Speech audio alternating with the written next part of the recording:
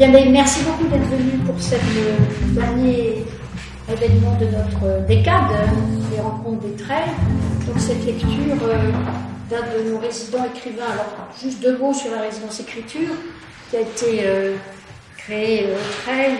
Alors, c'était pas dans le projet d'origine d'Anne Brunner, mais comme Anne Brunner a vécu littéralement avec la littérature, ne serait-ce que par son amitié très forte avec son oncle Jean Schumberger, je pense que et qu'elle recevait chez elle des créateurs, des intellectuels, mais aussi des écrivains tout court, je pense qu'elle n'aurait pas désavoué la création de la résidence écriture que nous avons voulu faire au Trail, avec l'idée que cet endroit retiré du monde, mais en même temps pourvu de tous les conforts et d'un cadre esthétique ressort des quelques photos que vous avez, pouvait permettre à des écrivains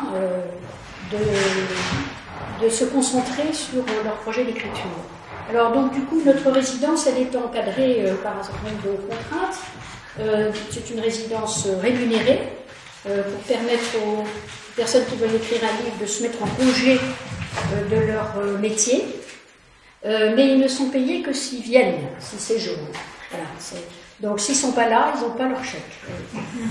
Et alors il y a une autre chose qui fait un peu tiquer, c'est que j'ai dit qu'ils pourraient venir avec leur conjoint, parce que je me suis aperçue avec François Chen, qui était venu chez nous avant la création de la résidence écriture, et c'est d'ailleurs l'une des raisons pour lesquelles j'ai créé cette résidence, c'est ce que m'a dit François Chen, qui était venu au Trail écrire son discours d'installation à l'Académie française.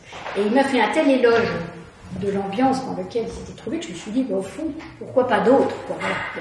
Et François Tchel était venu avec son épouse, parce qu'il m'a expliqué qu'il ne pouvait pas vivre ni écrire sans son épouse. Alors je me suis dit, bon, il y a des gens qui ne peuvent pas écrire sur leur conjoint. Donc on admet le conjoint, mais pas les enfants et pas les animaux. Voilà. Et donc, parce que quand même, on n'est pas là pour des vacances, mais pour travailler. Donc c'est un peu contraignant, mais voilà, c'est le principe. Alors ensuite, quand nous avons réuni le jury, et notamment Philippe Reynaud, qui est le président du jury, nous avons estimé que nous n'encadrerions pas du tout le prix, donc on vient pour un projet d'écriture, donc on présente un projet d'écriture au jury, nous ne sélectionnons que des écrivains qui ont déjà publié, ce n'est pas une première publication, mais il n'y a pas d'autre contrainte sauf le français. Nous avons estimé que l'anglais était assez soutenu comme ça, et que donc nous allions privilégier le français ou la France. C'est-à-dire vous avez le droit d'écrire dans une autre langue, pourvu que vous écriviez sur la France, avec l'intention d'en faire une édition française, si Dieu le veut. Bon, de fait, nous n'avons sélectionné que des projets d'écriture en français. Sinon, c'est libre. Essais, fiction, poésie, et même essais scientifiques, hein, même si le fait est que nous avons surtout admis des écrivains quand même dans le domaine plutôt littéraire ou des projets d'essais. Des projets d'essai sur tout le domaine des sciences humaines et sociales. Alors donc Patrick Autréau est venu en 2015 pour un projet d'écriture qui s'appelle, alors j'ai déjà oublié, La Voix écrite. Voilà. Bon, bah alors c'est un projet miroir, La Voix écrite, mais ce n'est pas le texte qui va venir aujourd'hui, puisque l'écriture c'est aussi la diction, je trouve, l'idée de lire, de prononcer ce qu'on écrit, je crois que c'est très important. Il y a des gens qui entendent, quand ils lisent un texte, ils entendent le texte, mais tout le monde n'est pas doué de cette oreille interne, donc il faut entendre l'écriture, je crois que c'est très important.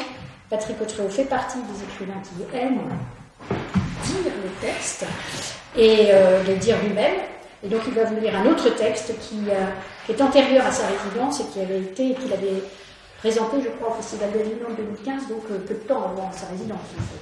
Et je le remercie beaucoup d'avoir proposé cette lecture. Nous l'accueillons avec plaisir et admiration. Merci.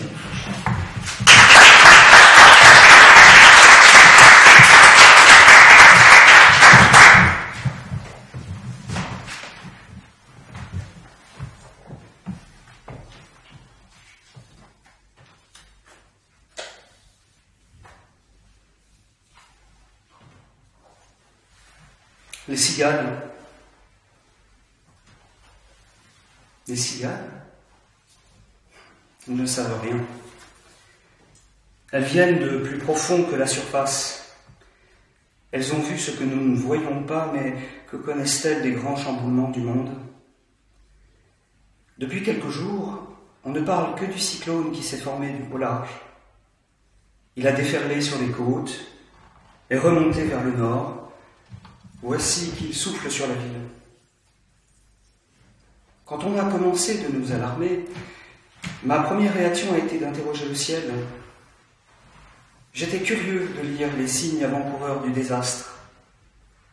Le chant des cigales dominait tout. Et moi qui leur prêtais une connaissance plus affûtée que la nôtre, je me suis dit, ils ne savent rien. La tempête s'est renforcée d'heure en heure. L'image satellite passe en boucle sur les chaînes, elle est explicite. Nuages et vents se sont enroulés autour d'une turbine géante. Une force aveugle s'est donnée à elle-même un œil qui regarde fixement. Des cernes l'auréolent déjà. On nous souligne qu'il faut se préparer à subir une des plus grandes menaces des dernières années. À la télé, vue de l'espace, cette taie de nuages tourne lentement, pourquoi s'effrayer? Si elles inondent, saccagent, tuent, si elles révèlent des choses restées secrètes, ces vastes tempêtes ne sont-elles pas dénuées d'intention? Celle-ci me bouleversera moins que le fantôme dont je n'ai parlé à personne. Seul le vieil arbre, devant les fenêtres de ma chambre, aura été jusqu'ici mon confident. Une turbulence d'une nature bien différente s'est formée en moi. Depuis des mois, presque chaque nuit, j'ai affaire à son œil terrible. Après tout, qu'est-ce qu'un cyclone? Sinon une immense tristesse qui n'arrive pas à se dire.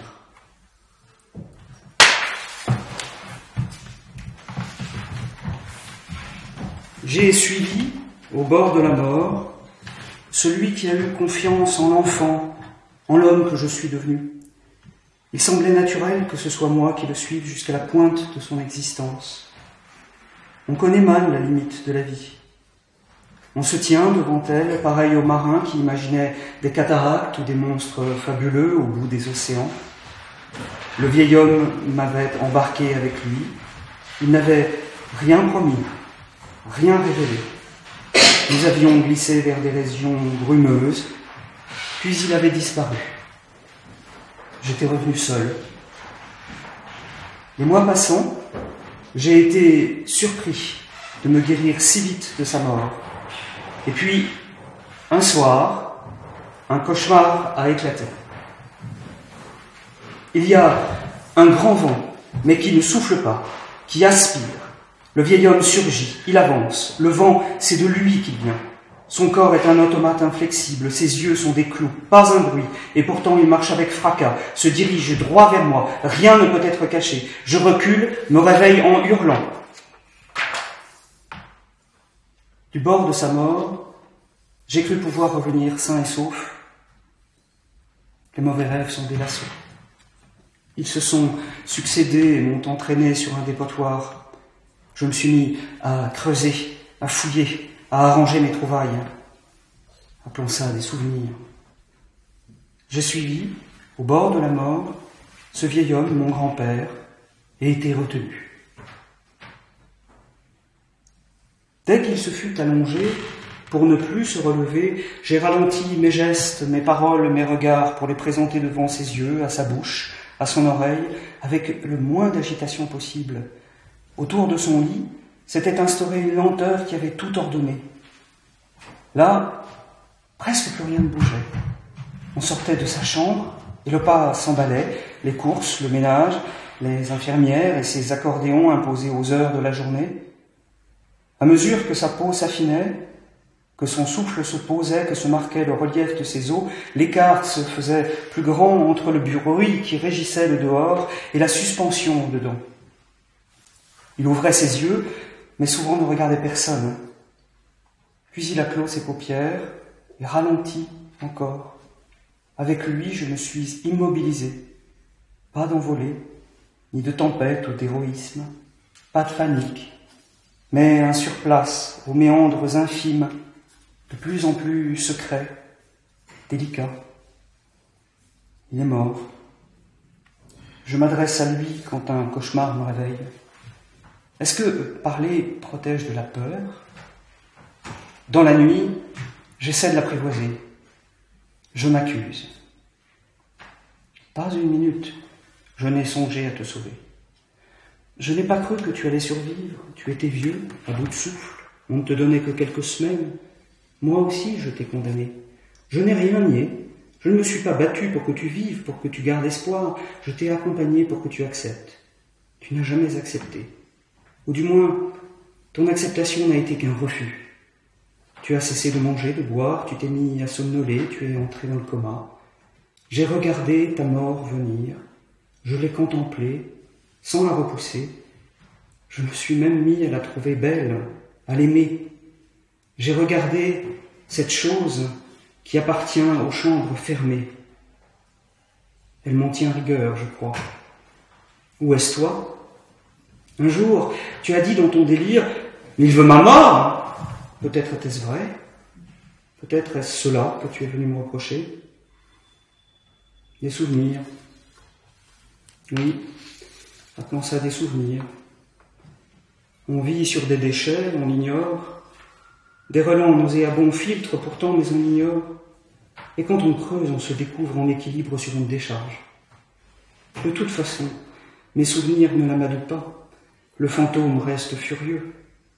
Je continue de m'adresser à lui. Est-ce que tu es mort, vieil homme? Si je ne t'avais pas vu, moi-même, je pourrais penser qu'on t'a envolé, réveillé, hypnotisé. Et désormais, où es-tu? Ton corps, on ne l'avait pas gardé près de nous. Tout de suite, ils t'ont emporté. Je ne m'y suis pas opposé, tu avais organisé toi-même tes obsèques. Les pompes funèbres t'ont pris, et quand je t'ai revu, tu ne te ressemblais plus. Les hématomes, les cicatrices, la peau fine et abîmée de ton visage, les traces de ton agonie avaient été effacées, masquées, fardées. Tu avais l'air d'une mégère de cire. J'ai vu bien des morts. Ils se ressemblent tous. Ils perdent jusqu'à leur sexe. Est-ce pour t'avoir laissé seul à la morgue que tu m'en veux? Seul? Et qui pour te protéger? Autrefois, on disait que les cadavres étaient exposés à de graves périls. Qui a veillé ton corps? Qui a repoussé les esprits mauvais? On ne croit plus en eux. Est-ce pour autant qu'ils n'existent plus? Ils se sont réfugiés en nous.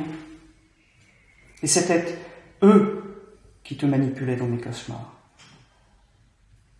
Et l'âme, elle doit encore exister puisque tu reviens. Tu n'es pas encore parvenu où tu dois, et tu n'es plus où tu étais. Alors où es-tu? Intrus là-bas, hôte importun ici, illégitime et clandestin, tu surgis de n'importe où. Je ne sais pas si tu veux de l'aide ou si tu m'en veux. Fais-moi comprendre. Va-t'en. Il arrive que quelqu'un réponde avec sa voix. As-tu voulu me sauver? Pourquoi n'as-tu pas cru que je pouvais m'en tirer? Voulais-tu me voir mourir, me voir bien mort? De quoi toi m'en voulais-tu? Est-ce vraiment le vieil homme qui s'adresse à moi? Sa silhouette est celle d'un automate. Il est devenu la marionnette des mauvais esprits. Une machination invisible est à l'œuvre.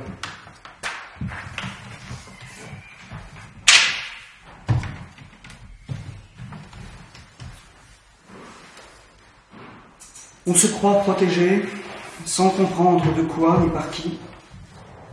J'ai toujours pensé que je l'étais par lui et par une autre présence. Mon grand-père n'avait pas vraiment vieilli comme les autres. Quelque chose était immobilisé en lui, suspendu. D'ailleurs, ce n'est pas un simple vieil homme qui m'avait élevé, mais un veuf. Et veuf est une moitié. Le matin de sa mort, j'ai ouvert une enveloppe qu'il m'avait confiée quelques mois avant, où il avait noté à ne lire qu'après mon départ. La lettre m'était adressée. Il espérait, écrivait-il, avoir tenu la promesse faite à ma grand-mère de m'aider de son possible. Et il est vrai, il m'avait soutenu et encouragé en tout ce que je faisais, même s'il ne le comprenait pas toujours. tant d'années après, se dévoilait la présence cachée. Il y avait bien eu, dans ma vie, une disparue, jamais tout à fait morte. Elle était donc restée près de moi. Mon grand-père n'avait été veuf qu'en apparence. Il avait incorporé cette absente. Il en était devenu la manifestation. Je n'avais pas assisté aux funérailles. Je n'avais appris sa mort que quelques jours plus tard, mais dans le cimetière où elle était enterrée, je me suis toujours senti à l'abri. Nous y allions plusieurs fois par semaine, et si je n'osais pas parler avec la disparue, si je n'osais déranger mon grand-père dans son recueillement, je conversais avec les autres défunts, avec cette foule qui était cachée au creux des pierres tombales et des buissons dans les fleurs. Là se dépliait l'invisible du monde. Depuis les obsèques du vieil homme, je n'ai pas revu sa tombe. À l'heure, en mourant, il a enseveli la morte, la faisant se manifester une dernière fois. En mourant, il a avalé le passé. On se croit protégé sans savoir de quoi, ni par qui. Et puis, tout se crève pour laisser place à un tumulte et à la terreur.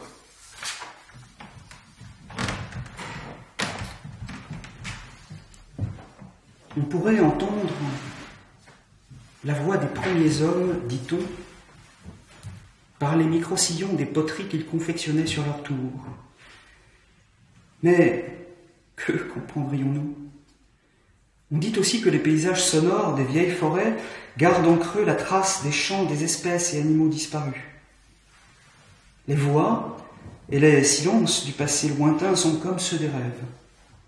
Des grognements, des blancs qu'on ne décrypte pas, des cris mangés. Quand j'ai lu cette lettre à ma mère, elle s'est mise à pleurer.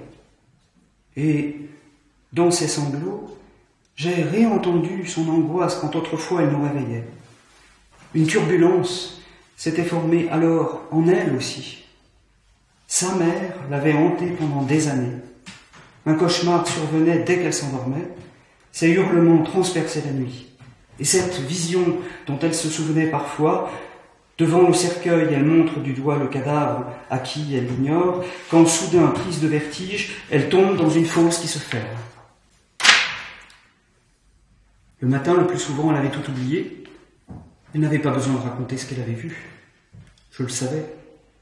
Le calme avait beau revenir presque aussitôt, ses cris révélaient l'immense trou autour duquel la famille tournait. Un cataclysme avait eu lieu dont je n'avais aucun souvenir et dont ne restait qu'une tombe et ses cris. Seul le vieil homme m'avait expliqué la maladie de ma grand-mère et sans que je l'y pousse, décrivait encore et encore son agonie. Lui et moi, sur cette falaise, au-dessus du passé. Il était celui par qui j'héritais des récits d'un monde perdu.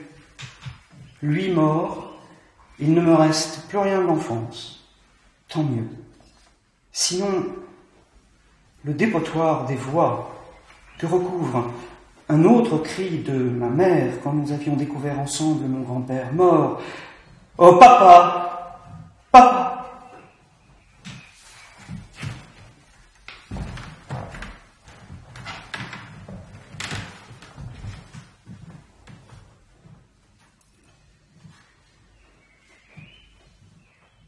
Il y a un être fabuleux, je l'ai lu quelque part, dont le pouvoir est de manger les mauvais rêves. C'est un fauve avec de larges pattes, capable de sauter sur ses proies en un clin d'œil. Une tête d'éléphant, de grosses oreilles qui entendent le moindre souffle et une trompe qui aspire les humeurs invisibles. Le Bakou est un être doux et humble, mais sans pitié. Chaque matin, au lever du soleil, il s'approche des enfants qu'on lui a confiés et de ses lèvres délicates déniche la vermine qui les hante. Censé avaler les montagnes et les cauchemars, il sait, en prenant la main qui dort, le bras posé, en touchant les os de la tête, en frôlant les cheveux ou les joues, ce que vous cachez d'horreur, de cruauté, de peur. Il flaire, il voit, il avale les 1000 pattes fourmis et sauterelles qui cliquettent dans les rêves. Sait-il de quoi sont faits notre avenir et le passé? Sait-il lire de cette manière qui lave sans que rien ne soit dit, sinon par la présence? Je le contemple de mon lit. C'est un orme, très vieux, un orme rouge. De son tronc, à 2 fois hauteur d'homme, a poussé une grosse branche qui va presque rejoindre le sol. L'été, une balançoire y est accrochée. Les enfants crient comme des geais. Ils ont beau l'agacer ou peser de tout leur poids, l'arbre supporte avec bienveillance les peines et les colères, la joie aussi. « Plus fort, papa! Plus fort !» Papa, j'ai peur. « Encore! Encore !» J'imagine son sourire, un peu fatigué peut-être, comme si on lui tirait la queue ou les oreilles et qu'il se laissait faire. Cette douceur a une grandeur secrète. Sans bien savoir pourquoi, je me suis mis à lui confier mes mauvais rêves. Avec son tronc renflé comme un corps de basset, son très haut cou prolongé par d'immenses lèvres, le vieil arbre est une des formes du Bakou. J'en suis sûr. Je l'imagine, il se penche et m'examine comme un myope. Sa trompe est un œil, un trou sans paupières, sans pupille, sans regard. Il me renifle, il veille. Parfois je l'appelle et lui raconte mes craintes. Il ne me répond pas. Je continue de lui parler. Je me rassure, car il est toujours là quand un cauchemar me tourmente, quand le vieil homme s'avance vers moi avec ses yeux vides et menace de m'écraser. Je crie, je n'ose pas bouger, j'entends bruisser les feuilles et je murmure « Aide-moi !» Le Bakou est sans pitié quand il le faut. L'hiver dernier, j'ai vu son âme de fauve. Ce qui m'avait amené à regarder dehors, je ne saurais dire ce que c'était. Peut-être ce hi-hi continu d'un oiseau qui s'était tu soudain et le silence anormal qui avait suivi. Sur la grosse branche du vieil arbre était perché un faucon. Tourné vers la fenêtre, il déchiquetait un rat. Je m'efforçais de ne pas faire de bruit. Le faucon était tout à son dépeçage, le bec forait le pelage, les griffes maintenaient le corps. L'oiseau piochait, dépiotait les chairs, tronçon après tronçon, membre après membre, le vent tirant des lambeaux, s'accrochant au rat, ballotté comme un pantin. Les mouvements du faucon étaient précis et secs, appliqués aussi. Sans relâche, il écorchait la vermine, plongeait dans les entrailles. Brusquement, il levait la tête. Voulait-il que je m'en aille? Je reste? Il ne faisait pas peur, il intimidait. Après m'avoir toisé, traînant de son bec le cadavre du rat, il m'a tourné le dos. J'ai pensé qu'il tolérait ma présence. Et j'ai eu pour lui un grand élan de reconnaissance. Oui, il était bien l'âme du Bakou. Quand l'oiseau a fini son repas, je suis sorti. Je n'arrivais plus à tenir en place, j'étais impatient et heureux. Je ne m'étais pas trompé. J'étais certain désormais d'être protégé des mauvais rêves. Ce ne sont que des rats, me suis-je dit. Je me suis blotti contre lui, j'ai caressé son tronc et la longue branche, son écorce était tiède. J'ai pensé aux rêves qu'il avait mangés, aux saletés dont il me débarrassait. Tout s'était accumulé sous cette peau grise, tant de terreur, un flux coulait dans ce bois, quelque chose de sûr et bienveillant, et j'aimais cette force. Et comme les enfants, je me suis balancé. Et je disais, tout bas, tout près, « Merci, Bakou, merci. Tu ne me laisseras jamais, hein ?»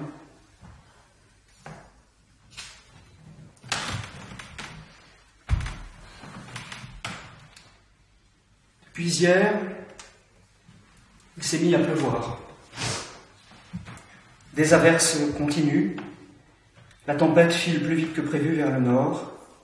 On ne parle que des précautions à prendre, des voitures emportées, des arbres arrachés, des villes inondées.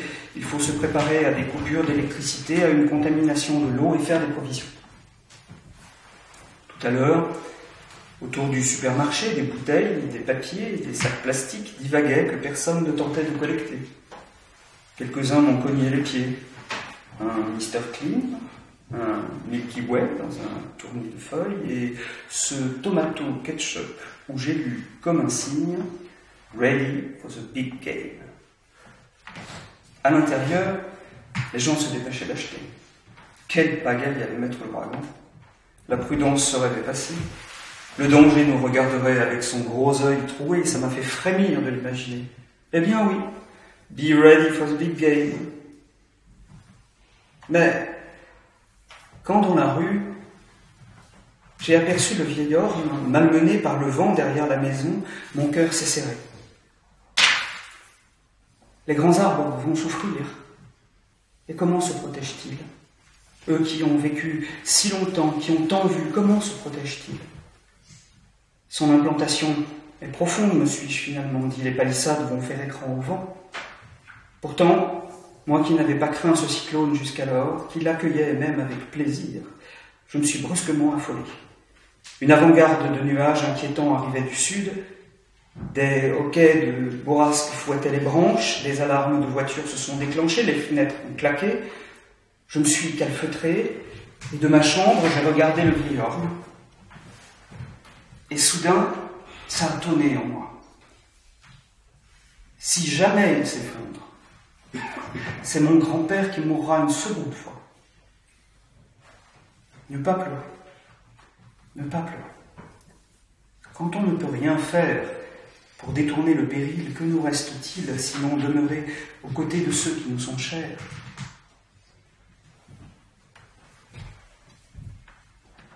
Au printemps dernier, le vieil arbre avait été menacé par un autre fléau.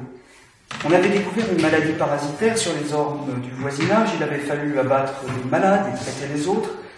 Des badigeons avaient été appliqués sur les moindres entrailles, des injections faites à la base des troncs, et on avait entouré les fûts de bandages entre deux jutes. Pendant quelques semaines, mon orme avait pris l'aspect d'un grand blessé sous perfusion. Il avait été épargné. Mais comment mettre son grand corps à l'abri du vent? Si je ne peux rien pour l'arbre, s'il est brisé, que va devenir le Bakou qu'il habite? Où ira-t-il trouver refuge? C'est lui que je dois aider, lui, l'invisible, que je vais secourir avec des forces invisibles. Dans le dessin des branches, j'aperçois sa silhouette de fauve et d'éléphant. A-t-il peur? Je m'allonge et ferme les yeux. De son faîte, à ses racines, j'enroule des bandes imaginaires autour de l'arbre. Je pense les longues branches, le tronc, tout le pied. Je murmure, ne t'inquiète pas. Tu as échappé au danger des maladies, tu résisteras à la tempête. Arrondis-toi, n'écoute pas la peur qui raidit, courbe ton dos, secoue ta trompe, secoue tes griffes, secoue tous les muscles. Offre-les pour que la tempête ne soit pas furieuse de ton indocilité. Offre-toi à ce que tu ne peux éviter. Il ne répond pas, je crois qu'il écoute. Mais les mots ont besoin des mains pour devenir vrais. Alors un instant mes mains se confondent avec mon souffle, une haleine faite d'onguents, de crème et de fortifiants. Mes mains savent qu'il faut creuser. Allez jusqu'au tréfonds. Je plonge dans la terre, m'enfonce, je ne vois rien. Je sens un tissu, des fibres partout, des filaments, une toile. Je consolide le vaste gréement. Ce ne sont plus mes mains que je déploie, mais 10 000. Une porte claque dans la maison. C'en est fini de ma rêverie. Me voici rejeté à la surface. Ça hurle, ça feule. La nuée des feuilles vrombit. Les arbres sont des instruments qui bombardent et bassonnent. Les persiennes sont entrouvertes, fébriles, elles aussi. Tout est éteint dehors. Les tourbillons de détritus et de feuilles arrachées ont bouché les caniveaux, l'eau va bientôt inonder la rue, la pluie frappe les toits, les vitres, elle veut rentrer et elle s'infiltre par les jointures des fenêtres. Le vent de mine du sud, il tournera peut-être. Jusqu'à présent, l'arbre est protégé, je ne l'abandonne pas, je reste en pensée près de lui. Parler ne sert à rien, et quand bascule le vent, je retiens mon souffle. Les doigts d'écorce font gouttière, les feuilles giclent avec la pluie, des dizaines girouettent, des centaines d'autres faceillent. Le fût et la trompe oscillent, j'entends même leur grincement. Si un coup l'attaque en traître, tout se brisera. Le regarder, ne pas pleurer, ne pas pleurer, ne pas s'affoler, ne pas se rassurer. Rester là, à regarder, à ne pas savoir. Rester là pour aider, juste avec son esprit. caresser de son affection, aimer seulement. Mon arbre. Imagine-t-on qu'un arbre puisse vous appartenir?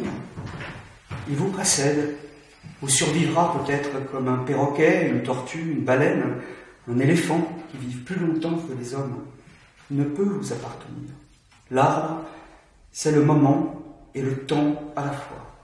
J'en ai aimé plus d'un, et de bien des genres, des couleurs, un saule, un lilas, un merisier, et aussi un tremble qui dépensait sa bourre au vent, un sassafras, un figuier blanc, un érable à peau de serpent, un pin couvert de mousse, grise comme des rocailles. J'ai aussi aimé un arbre qui allait mourir. Longtemps j'ai croisé son corps malade au bord d'un champ. Puissant spectre, debout, jusqu'à ce qu'un jour il soit abattu. De lui j'ai porté le deuil. Sa souche est restée pour moi une stèle.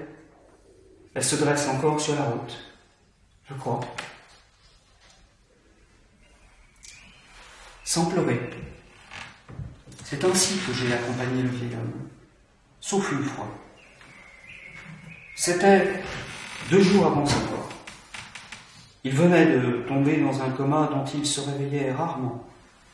Aucune plainte, aucun gémissement n'avait déclenché mes larmes. Je crois que j'avais regardé l'infirmière le réinstaller sur son oreiller, après sa toilette.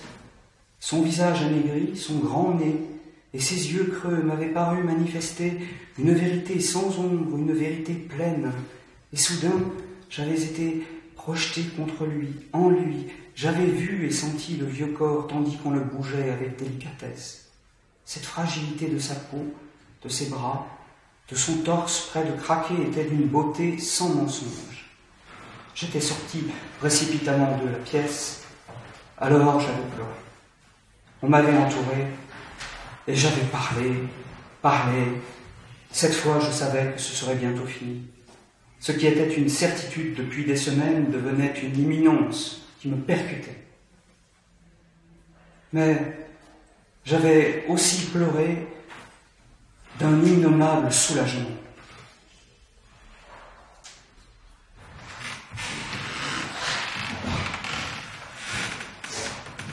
Ai-je été réveillé par une bourrasque?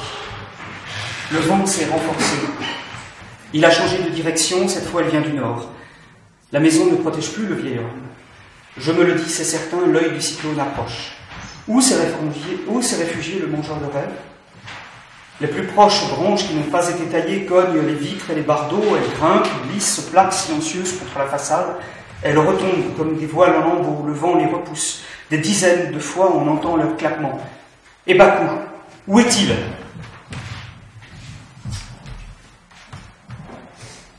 C'est le milieu de la nuit. Impossible de me rendormir. L'œil terrible est là, plein de tumulte. Je revois son image, la tête blanche de nuages et la pupille aveugle. C'est un trou vide et sans paupières. Il ne cligne pas, ne toise pas, ne juge pas. Il écrase. L'œil du vieil homme menaçait ainsi. Tout l'arbre semble frapper, griffer, claquer. Il flagelle les murs, les lèche, les mord. Il est furieux. Et soudain, je comprends, ce ne sont pas seulement ses branches qui s'agitent, mais les débris de mes cauchemars, de tous ceux qu'a dévoré Bakou. Le ventre du mangeur de rêve a dû se crever. Les voici à l'assaut, fantômes libérés. Je sens leur férocité, leur rage. Crient-ils vengeance? Se ruent-ils contre la maison pour trouver un refuge? Je ferme les yeux et je te vois, Bakou. Gueule ouverte, tu te débats et tu les vomis. Tu n'as plus de visage, seulement 2 yeux affolés. Tu ne peux rien faire pour le retenir. Il déferle. Le vent encore autour de la chambre. Les branches sont affolées et lourdes comme si des bêtes, des sauterelles ou des rats les cisaillaient. Des yeux avides clignent dans chaque goutte d'eau qui tombe, et au-dessus frappe et mord l'œil de la tempête, méchant comme celui d'un pendu. Est-ce toi qu'on a supplicié, Bakou? Toi qui as lâché toute cette peur, cette mort? Je les entends, je les entends. La rage attaque les murs, des dents partout, des dents. Au secours, au secours! Est-ce lui? Cette voix en moi. Je la reconnais. Comment oublier ces nuits quand il délirait, quand les visions et les morts l'assaillaient, quand il appelait et ne me reconnaissait plus, quand il lançait des gobelets, puis ses mains, devant lui, dans le vide, et quand il entendait le grouillement de son monde perdu, ressuscité, craché par son esprit. Ne pas pleurer, ne pas pleurer. Des souvenirs, oui. Appelons ça des souvenirs. Allez-vous-en.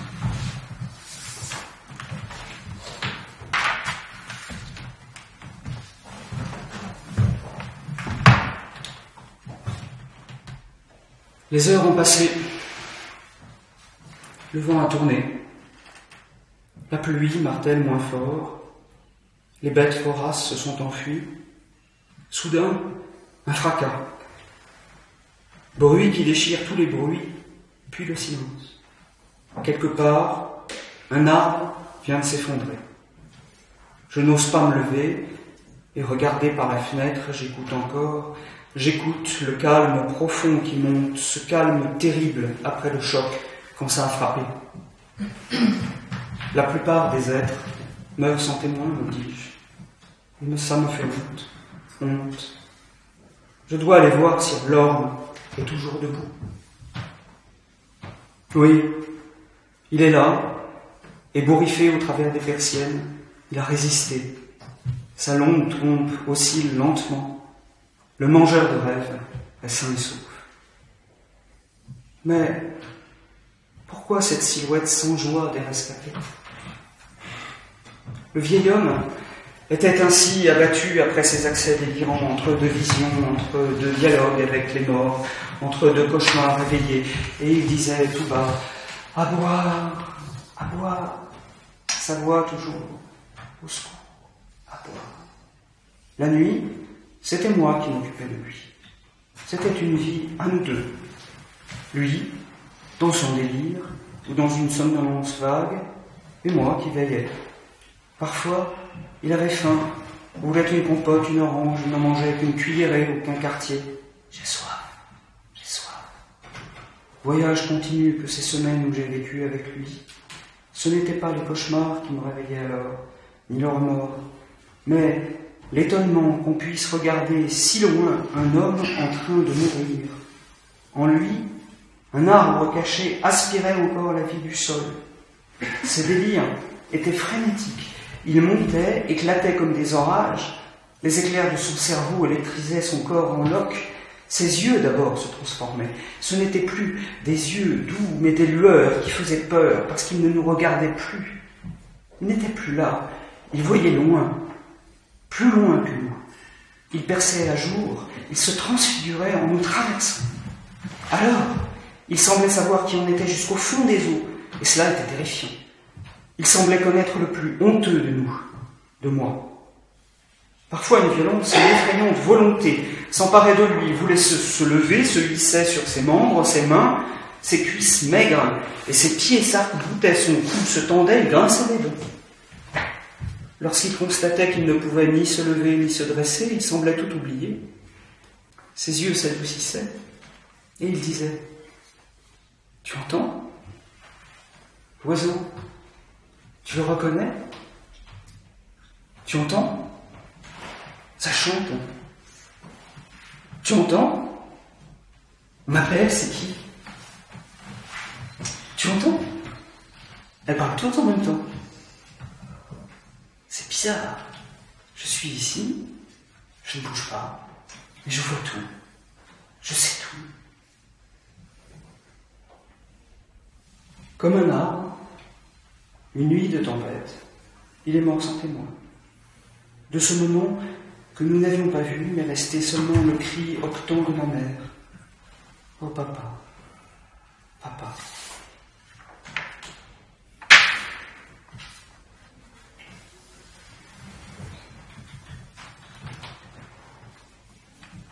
Je n'entends plus rien, ni le vent, ni la pluie, ni l'arbre ou les maisons grincées. Le plancher ne tangue plus. La tempête est bien terminée. L'œil est passé. Les vastes turbulences d'air se sont apaisées. Tout là-haut se tient un lieu où l'on peut planer. Et allongé sur mon lit, je suis empli de nouveau par la confiance. Une paupière s'ouvre, immense.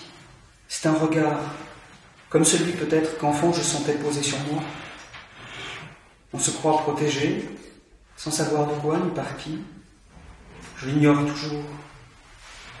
Il y a des yeux qui écrasent et des regards qui aiment. Je ne suis pas écrasé. Je ne vois rien, mais je sais qu'en moi quelque chose, quelqu'un a survécu. Et ce n'est pas un rêve, c'est comme une conviction sans objet. Ni un moteur, ni une source, mais un soleil au-dedans. Car il y a pire que les cauchemars. Le pire, c'est quand on cherche un visage derrière ce qu'on voit et qu'on ne le trouve pas. Le pire, c'est quand une feuille et un arbre ne sont que feuilles ou arbres, quand le mangeur de rêves n'est qu'une chimère. Le pire, c'est quand il n'y a rien entre tout, pas même un regard vide. Le pire, c'est quand le lien invisible nous a abandonnés. Alors, on se heurte à l'isolement des choses, à l'indifférence qu'elles ont pour nous. Alors, on tombe.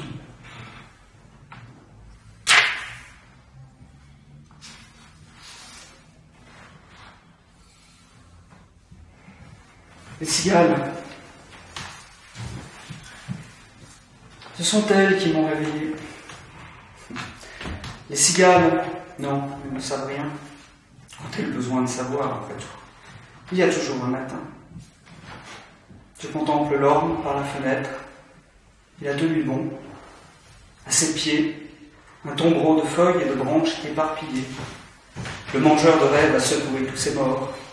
Il jonche le sol. On a l'impression d'un ossuaire dérangé. Il y a de petites phalanges, des vertèbres cassées, un morceau de crâne, quelques débris de côte. Je vais les ramasser. Mon petit fagot posé devant le vieillard, je m'assois sur l'herbe.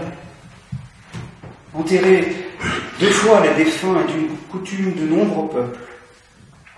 Une tombe provisoire reçoit le corps jusqu'à sa corruption complète. Au bout de quelques mois, quelques années, les enfants déterrent la dépouille, en lavent les ossements, les débarrassent des dernières chairs et les disposent dans un petit cercueil. Alors, l'esprit du mort trouve son repos. Alors, il peut laisser les siens en paix. Je n'ai pas encore été assez courageux pour retourner sur la tombe du vieil homme et ne peux plus entrer dans un cimetière. Ce fagot, ce sont ses os à lui. L'orme me les a rendus, pour me faire comprendre peut-être que mon grand-père ne sera plus un cauchemar. Il faut parfois réinventer des rites pour les âmes. Quels cris poussent-elles que nous n'entendons pas? J'aurai toujours le cœur serré à l'idée de savoir que des cris sont proférés que personne n'entend, que des âmes sont délaissées, qui tournent comme des tempêtes dans le noir, dans le vide, pour rien.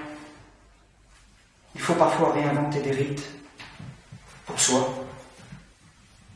Je laverai les os avec des épices, les peindrai de carmin et de terre brûlée, les couvrirai de tissus de lin.